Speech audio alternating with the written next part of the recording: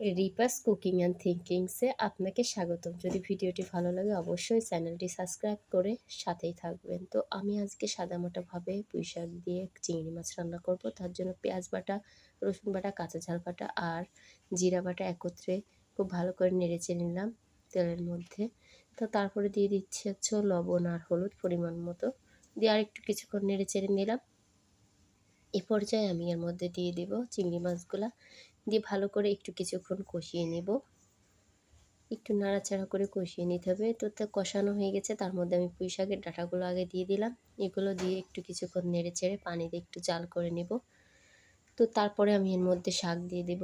শাক দিয়ে একটু পাতলা পাতলা ঝোল ঝোল করে রান্না করব। আসলে আমার কাছে মনে হয় পুঁই শাক রান্নাটা শুকনার থেকে ঝোল ঝোল একটু আলাদা স্বাদ আসে।